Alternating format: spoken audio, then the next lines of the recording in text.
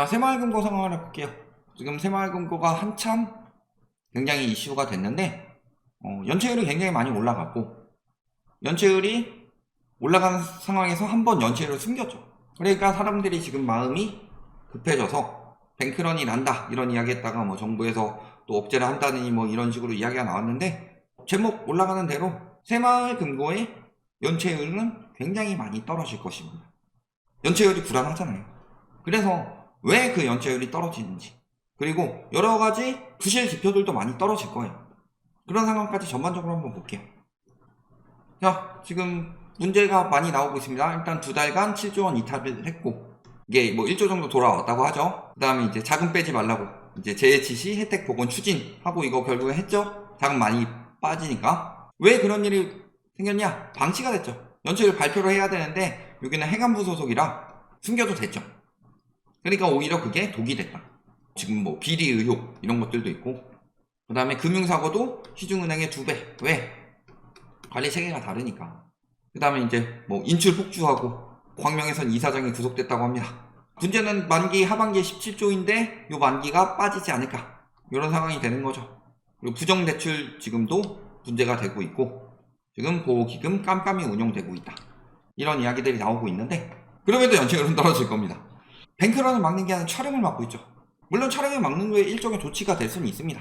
왜냐면은 앞에 사람들 쭉 돈 빼가려고 줄 서 있는 거 막 언론에서 취재하고 뉴스화 하면은 마음 급해지고, 안전하다고 생각했는데 사람들이 저러면 불안해지니까 아예 새마을금고에서 어떻게 했어요? 원래 문 여는 시간이 있다 그럼 더 일찍 열어서 밖에 줄 서지 못하고 사람들 안에 들어와서 보이지 않게, 그 다음에 촬영 못하게 그런 사람들 못 들어오게 막고, 이런 식으로 뱅크런을 막을 국민에 대해서 하는 이야기는 그거예요. 안전하다. 우리는 안전합니다. 77조가 있어요. 그 안전하다 이외에 뭔가 자구책이 제대로 나와줘야 되는데, 자구책이 나오는 건 기자가 촬영을 못하게 막는다, 이런 것들이 나오고 있죠. 그리고 또 다른 거, 불안 조장하는 허위사실 유포에 강력 대응한다. 허위사실 유포니까 저희는 뭐 걸릴 거 없겠죠. 허위사실 유포는 하면 안 되죠.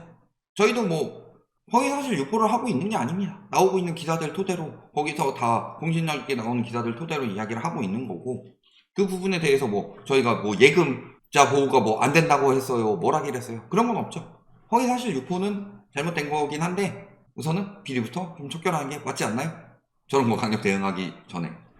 그런 상황이고, 정부가 편을 많이 들어주고 있죠. 새마을금고 예적금 피해 없다, 100% 인수합병 땐 100% 보호. 자, 지금 말이 아다르고 어다른 거예요. 100% 보호한다, 예금자 100% 보호가 아니에요. 인수합병 때 생기는 예금자들에 대한 문제를 100% 보호를 하겠다. 그렇죠. 인수합병이 돼가지고 다른 데서 흡수를 했는데 예금자들 돈은 우리가 꿀꺽하고 돈을 안 돌려준다, 이건 말이 안 되잖아요. 그러니까 인수합병 내 100% 보호가 되는 거지, 막 여러 군데가 막 파산나고 이랬을 때 100% 보호된다, 이거랑은 전혀 다른 이야기예요. 미국처럼 뱅크런이 났는데도 100% 보호를 해주겠다, 이 뜻이 아니에요. 연체율 충분히 관리 가능하다, 안심하시라. 연체율이 줄어들 거예요. 아까부터 계속 이야기를 하지만, 그러니까 관리 가능하다고 하겠죠. 유사시 정부 자금 투입한다. 왜 정부 자금을 여기다 갖다 박아야 되냐. 새마을금고가 문제가 터지는 것들이 잘못된 부동산 PF, 그 다음에 여러 가지 생기는 비리들, 이런 것들로 문제가 터지고 있는데, 물론 예금자들은 보호를 해줘야 되겠지만 정부가 저것을 다 보장을 해준다 라고 하면은 그만큼 관리가 되는 하에서 보장이 돼야 되는데, 보장만 해주고 관리를 어떻게 하겠다 이런 내용이 없어요. 정부가 보장한다, 안심하고 맡겨라, 재해치 유지, 유튜브 말고 정부 믿어달라. 저 유튜버들은 잘못된 이야기를 하는 유튜버들 말하는 겁니다. 뭐 예금자 보호가 안 된다더니 뭐 이런 이야기 하는 거고. 자, 금융위원장이 새마을금고에 6천만원 예치했답니다. 5천만원까지 보호되는데 6천만원을 예치했다, 내가 그만큼 안전하다는 걸 보여주고 있다, 이 뜻으로 하고 있는데, 왜 금융위원장이 자꾸 나서요?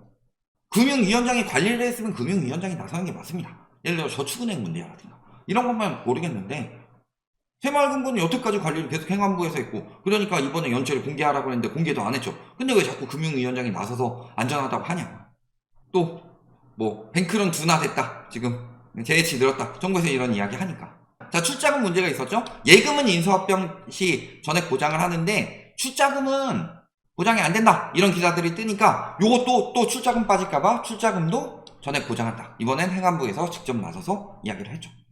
그러니까 정부에서 뱅크런이 터지면은 사실 뭔가 경제 위기, 금융 위기가 터지면은 항상 욕먹는 건 정부죠. 그러니까 막고는 있는데 말로만 막는 게 중요한 게 아니라는 거예요. 중요한 부분들이 해결이 돼야 되는 거죠. 그리고 문제는 이 사태를 크게 만들었던 건요, 사실 새마을 금고가 맞죠. 왜? 연체율을 숨겼으니까. 지금 봤을 때 연체율, 이금융권 연체율이 계속 올라가요. 저축은행은, 그 다음에 뭐 상호금융들은 연체율 올라가는 걸 발표를 하고 싶어서 발표를 했겠냐. 은행에서 자금 빠지고 있죠. 저축은행 지금 그 예금금리 어마어마하게 올리고 있어요. 왜 그렇게 올리고 있어요? 자금이 많이 빠졌으니까. 그러면은 발표하고 싶지 않죠. 당연히 불리한 자료는 발표하고 싶지 않습니다. 하다못해 학창시절에 시험을 봤는데 이런 애가 있어요. 뭐 68점 이렇게 맞았는데 성적표를 이렇게 조정해가지고 부모한테 보여주는 그런 친구도 있긴 있었어요. 왜 그래요?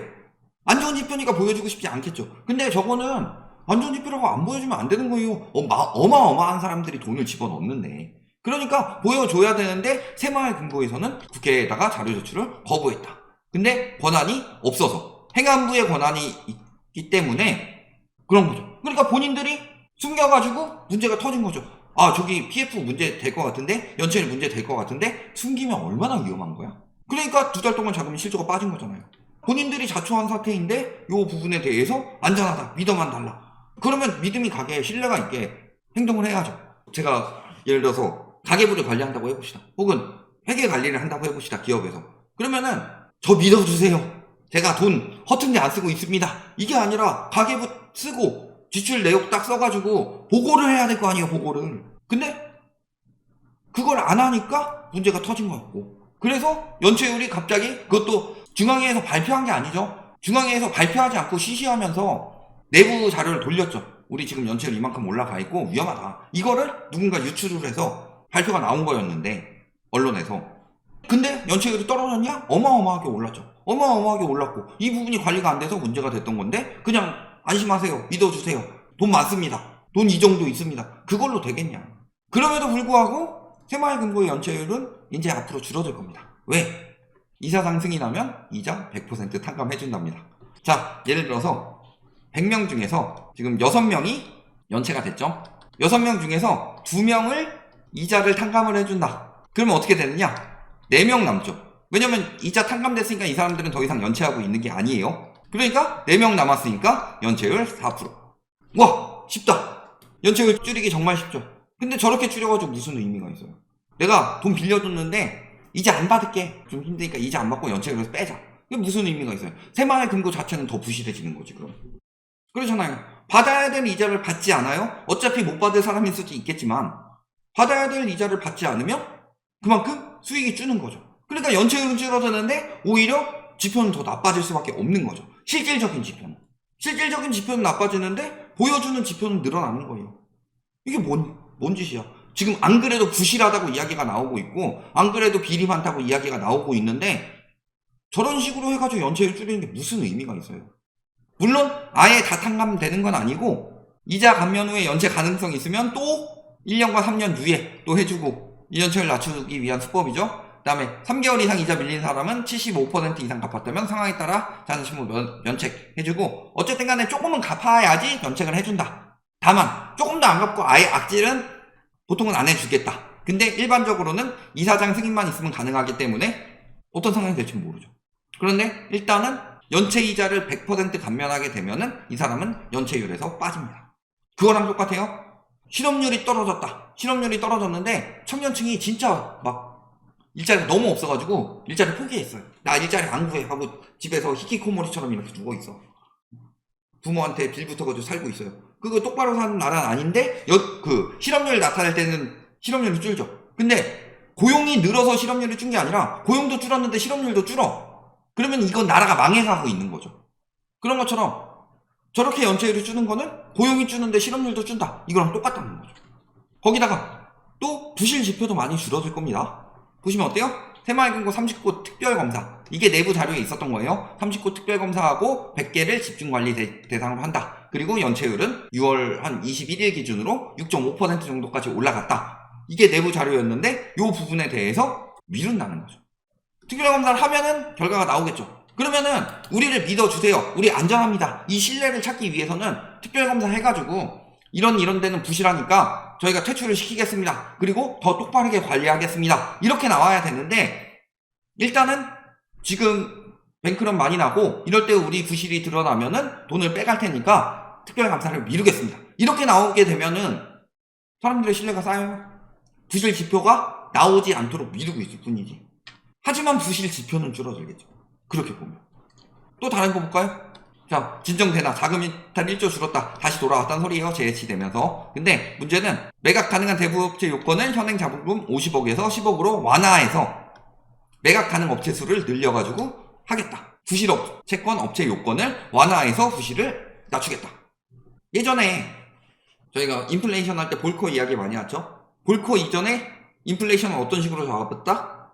지표를 바꿔가지고 새로운 지표를 내서 가격 변동이 많이 올라가는 것들의 비중을 줄이고 가격 변동이 적은 것들의 비중을 늘려서 물가를 잡는다. 이거랑 다를 바가 뭐예요? 그런 식으로 해서 해결이 됐냐? 그래가지고 결국은 미국 인플레이션 해결 안 돼서 볼코가 금리 어마어마하게 올려서 잡았죠. 그때 미국 경제가 굉장히 암울했었죠. 한동안. 그렇게라도 잡아내야 되는데 이거는 어떻게 해야 돼요? 연체율 낮추기 위해서 이자 탕감을 하겠습니다. 부실 지표를 낮추기 위해서 검사하는 거 늦추고 부실채권 업체 요건을 완화하는 방안을 생각하겠습니다. 이게 뭐야? 그러니까 연체율은 떨어지는 거예요. 연체율은 떨어지는데 위험은 더해지겠죠. 저희는 지금 뭐 당장 빼서 뱅크런 내라고 하는 이야기 하는 거 아닙니다. 다만 잘못된 것에 대해서 이야기를 하고 저희 방송 듣는 분들에게 잘못된 정보를 전해드릴 수는 없잖아요. 그분들이 손해볼 수는 없잖아요. 믿어달라. 정부에선 정부가 손해보지 않기 위해서 믿어달라고 하는 거고 새마을금고에선 새마을금고가 손해보지 않기 위해서 믿어달라고 하는 건데 그러면 믿을 수 있게 행동을 해야 되지 않냐 이 얘기 하는 거잖아요 지금. 그죠? 이미 유동성 문제는 굉장히 심하다고 그랬어요. 저기 지금 계속 30곳 100곳 이야기를 하고 있는데 30곳 100곳이 아니에요. 새마을금고의 유동성 문제는. 물론 안전한 데는 안전해요. 다 위험하다고 안 해요. 저희도 예전부터 새마을금고 위험합니다. 그렇다고 다 위험하냐? 다 위험한 건 아니에요. 다만 위험한 지점들이 굉장히 많고 그 지점들이 터지게 되면은 안전한 지점까지 사람들의 심리가 옮겨붙을 수 있다. 그런 위험을 대비를 해야 된다. 요 이야기를 했었고 그리고 위험하다는 이야기는 전부터 계속 했었어요. 유동성 100% 이하가 480곳인데 왜 100곳만 검사를 하고 30곳만 집중 관리를 하냐. 유동성 70% 미만인 곳이 121곳인데 왜 100곳만 검사를 하냐. 유동성 70% 미만이면 돈이 없단 소리예요. 뱅크런 났을 때 다른 데는 유지가 되더라도 요 480곳은 뱅크런 나면 무너질 수밖에 없는 곳이라는 소리예요. 그러니까 뱅크런 안 나게 계속 지금 이야기를 하는 거지. 저런 애들 지금 다 작살나니까. 뱅크런이 났을 때 고객한테 돌려줄 돈이 없단 소리예요. 저런 곳은 유동성 70% 유동성 100%가 안 된다 이런 곳은. 근데 그 위험에 대해서 이야기를 하는데 30곳만 위험하다 100곳만 위험하다. 어딜 봐서 30곳만 위험하고 100곳만 위험해요. 최소 480곳이 위험하고 121곳은 엄청 위험하다는 소리인데. 그래서 지금 통폐합 불가피하다 이런 이야기도 얼마 전까지 나왔어요. 특히 어디? 경기도나 대구. 이런 것들이 왜 건전성이 빠르게 악화를 하고 있어요? 당연히 부동산 PF 문제지. 지금 부동산 PF 문제가 크게 터지는 곳은 지방일수록, 그 다음에 상업용 부동산일수록, 그 다음에 아파트라면 소규모 사업장일수록 이런 곳들이 점점 더 위험하죠. 사실 서울 아파트 지금 막 부추겨가지고 서울이나 일부 지역 완판된다 이런 식으로 부추기는 곳들 몇 군데 제외하고는 지금 다 작살나고 있어요. 건설사 부동산 PF 문제들이. 근데 위험한 것들만 골라있죠. 빌라 어때요 지금? 전세 사기 터져서 개박살났죠. 전원주택 누가 사요? 환경성이 떨어지는데. 지방 오피스텔 전세 사기 역시나 터졌죠. 이런 곳에 부동산 PF를 2019년 말 27조 2천억에서 지금 56조 3천억까지 배 이상 급증시키면서 어마어마하게 퍼부어 넣었다. 안전해요. 그리고 돈은 또 투명하게 빌려줬어요. 투명하게 빌려줘서 잘 받을 수 있겠느냐. 자, JTBC에서 취재 결과 떴습니다. 뭐라 그래요? 남양주 동부 새마을금고 여기 문제 터졌는데 왜 문제 터졌냐. 땅값이 100만 원이면 3배 300만 원을 빌려준 거예요. 땅값의 3배를 담보의 3배죠. 전원주택 사업자에게 대출해줬는데 돌려받지 못했다.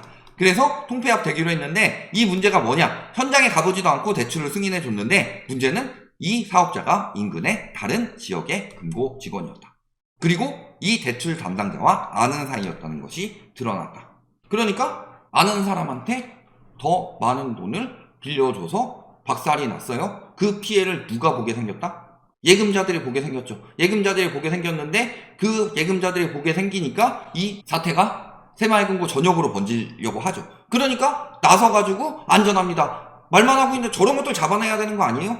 부동산 PF에서 문제되는 것들 이제 우리가 앞으로 다 검사해가지고 문제되는 채권들 회수하겠습니다. 그 다음에 지금 뭐 횡령이나 뭐 이런 비리나 이런 기사들 많이 뜨고 있는데 이 부분 확실하게 해가지고 고객 돈 잘 채워 놓겠습니다.